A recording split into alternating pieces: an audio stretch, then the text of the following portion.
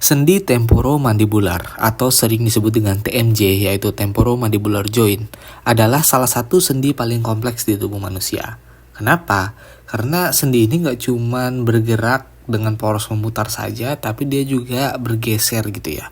Nah, sehingga kadangkala menyebabkan masalah seperti bunyi clicking atau bahkan beberapa orang jadi tersangkut ketika menguap atau tertawa terlalu terbahak-bahak nggak bisa nutup lagi. Dan biasanya walaupun dia itu udah diobati ya, udah bisa balik lagi, tapi bunyi-bunyi ataupun ketidaknyamanan ketika bergerak ataupun nyangkut-nyangkut lagi itu seringkali berulang.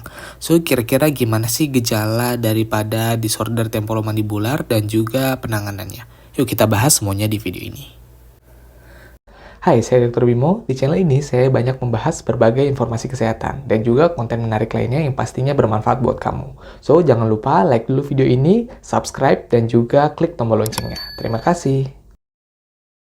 Sendi TMJ berperan penting dalam fungsi pengunyahan, bicara, serta gerakan rahang lainnya. Temporomandibular disorder adalah istilah yang digunakan untuk menggambarkan berbagai masalah klinis yang mempengaruhi otot-otot pengunyahan, TMJ, dan struktur terkait lainnya. Walaupun sebenarnya penyebab pasti dari TMD ini dapat merupakan gabungan dari beberapa hal, namun secara garis besar TMD dapat disebabkan oleh faktor-faktor seperti anatomis, patofisiologis, trauma atau bekas benturan, psikologis, serta genetik. Gejala daripada temporomandibular disorder meliputi gejala rasa sakit di otot atau sendi TMJ, pergerakan rahang yang terbatas, bunyi berulang, ataupun perubahan dari pola pembukaan mulut, baik itu berupa nyeri, gerakan yang aneh, ataupun dia tersangkut. Gangguan tersebut dapat mempengaruhi aktivitas sehari-hari dan menyebabkan ketidaknyamanan dan sulit juga untuk beraktivitas karena takut terjadi sesuatu ketika menggunakan sendi rahang ini.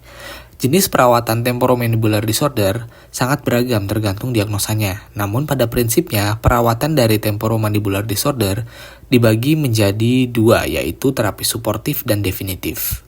Adapun nyeri di TMJ akibat TMD dapat ditangani dengan cara konservatif maupun pembedahan. Terapi konservatif ini meliputi fisioterapi, terus farmakoterapi dengan obat-obatan, atau penggunaan occlusal appliance, yaitu suatu alat yang digunakan untuk mengganjal gitu ya, untuk membantu daripada keluhan dari TMD.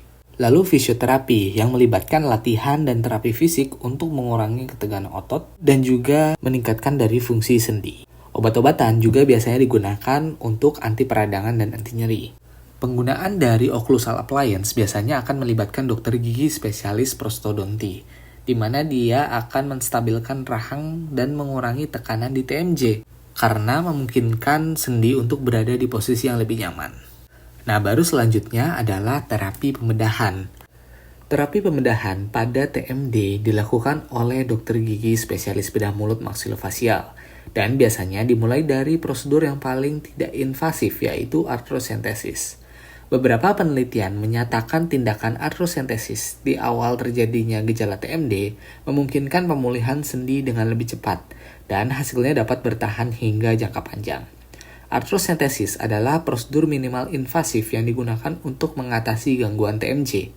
Prosedur ini bertujuan untuk mengurangi peradangan dan memperbaiki posisi bantalan pelindung sendi, memperbaiki mobilitas sendi, dan merangsang perbaikan dari tulang sendi.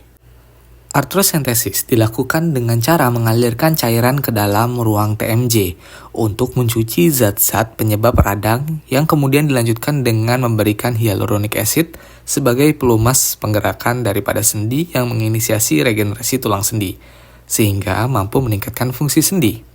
Artrosentesis menawarkan banyak keuntungan termasuk risiko komplikasi yang rendah karena minimal invasif alias bukan pembedahan terbuka, sehingga menjadi salah satu pilihan dari terapi dari TMD. Walau memang, tetapi pada beberapa kasus yang sangat parah, tindakan artrosentesis saja mungkin gak cukup untuk mengatasi nyeri yang dirasakan atau gangguan daripada sendi di rahang. Prosedur lain yang lebih advance seperti diskopeksi mungkin diperlukan. Nah, itulah dia informasi mengenai temporomandibular joint dan juga temporomandibular disorder yang mungkin perlu kamu ketahui. Dan kalau ada pertanyaan, tulis aja di kolom komentar di bawah. Saya Dr. Bimo, kita ketemu lagi di video berikutnya.